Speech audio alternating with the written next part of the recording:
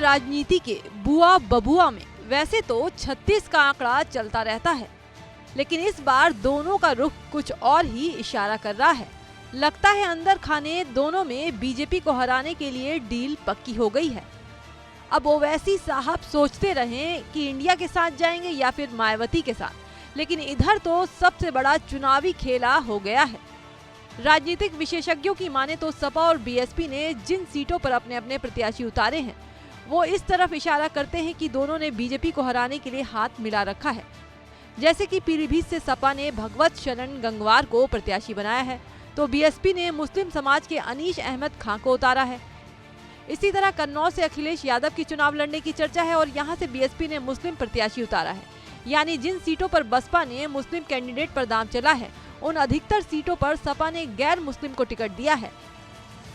ये इस बात का संकेत देता है कि दोनों एक दूसरे के प्रत्याशी का खेल नहीं बिगाड़ना चाहते। सिर्फ इतना ही नहीं, अखिलेश यादव और मायावती एक दूसरे पर खुलकर कुछ बयानबाजी भी नहीं कर रहे हैं। उनका एक दूसरे पर टिप्पणी नहीं करना ये बताता है कि चुनावी बयार कुछ अलग ही बह रही है। एक बार तो अखिलेश ने मीडिया के सामने बसपा सुप्रीमो की तारीफ करते हुए कहा था कि हम तो उन्हें पीएम बनाने का सपना देख रहे थे। अखिलेश पहले की तरह मायावती को बीजेपी की बी टीम भी नहीं बता रहे। हालांकि सिर्फ सपा प्रमुख ही नहीं, बल्कि मायावती ने भी अखिलेश के लिए चुनावी माहौल के बीच कभी तीखे शब्दों का इस्तेमाल नहीं किया। इसके अलावा अखिलेश की आजाद समाज पार्टी के मुखिया चंद्रशेखर आजाद से दूरी भी ये बताता है कि वो मायावती को अपनी तरफ से तो नाराज नहीं करना चाहते। अब सवाल ये है कि मायावती और अखिलेश पर्दे के पीछे मिलकर काम कर रहे हैं, तो गठबंधन का ऐलान क्यों नहीं कर देते?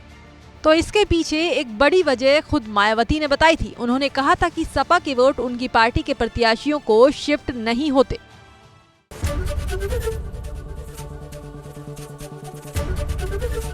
एबीपी गंगा, खबर आपकी, जुबान आपकी।